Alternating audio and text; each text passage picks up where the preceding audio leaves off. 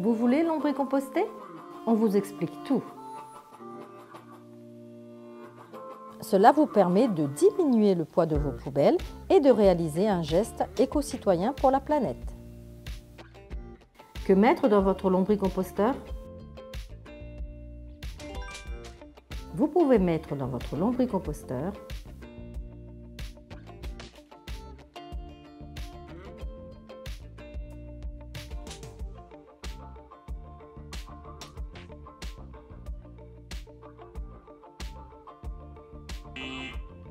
Il est important de ne surtout pas mettre dans votre lombricomposteur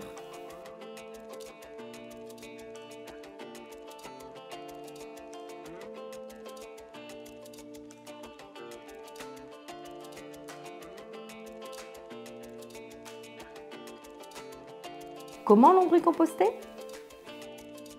Le lombricompostage, c'est simple, sans odeur. Et n'ayez crainte, les vers restent sagement à l'intérieur du lombricomposteur.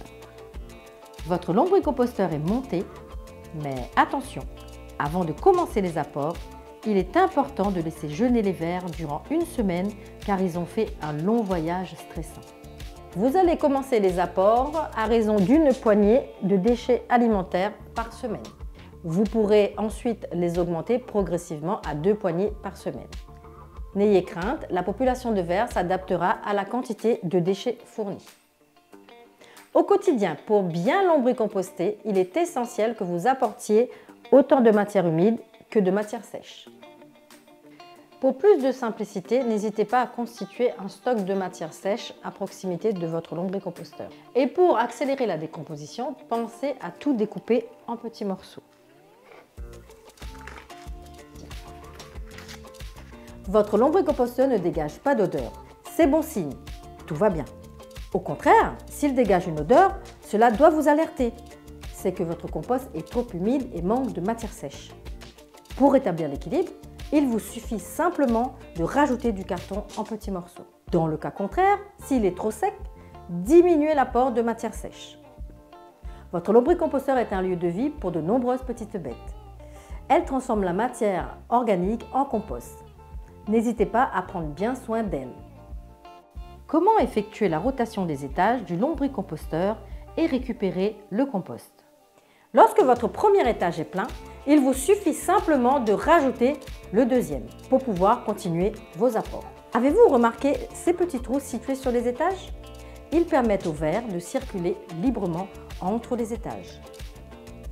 Lorsque le troisième étage est plein, ça y est, il est temps de récupérer votre compost. Pour cela, il vous suffit d'effectuer une rotation des étages.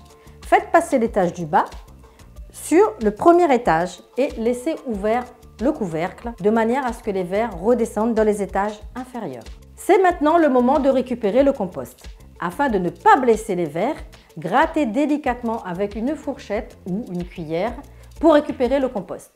Recommencez l'opération plusieurs fois jusqu'au vidage complet de l'étage. Vous pouvez alors recommencer les apports.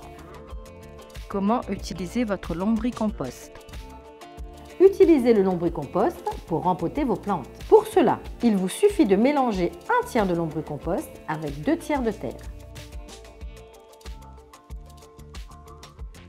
Comment récupérer le lombrité? Un lombricomposteur peut mettre quelques semaines à donner du lombrité. Il n'y a donc pas lieu de s'alarmer avant. Pour le récolter, il vous suffit de mettre une bouteille en permanence sous le robinet. Il est important de le laisser toujours en position ouverte pour éviter que les vers se noient. Comment utiliser le lombrité?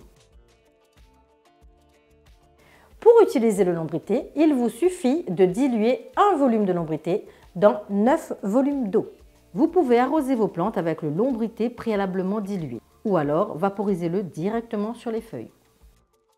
Que faire de votre lombricomposteur quand vous partez en vacances? Pas de panique, vous pouvez partir 1 mois sans mettre en danger votre lombricomposteur. La population de vers s'adaptera à la quantité de nourriture disponible. Avant de partir, pensez simplement à leur donner suffisamment à manger en fonction de la durée de votre absence. N'oubliez pas de bien laisser le robinet de votre lombricomposteur ouvert et pensez à vider la bouteille de lombrité avant de partir. Grâce au lombricompostage, ce qui vient de la terre retourne à la terre. Bon lombricompostage à tous, Maintenant, c'est à vous de jouer.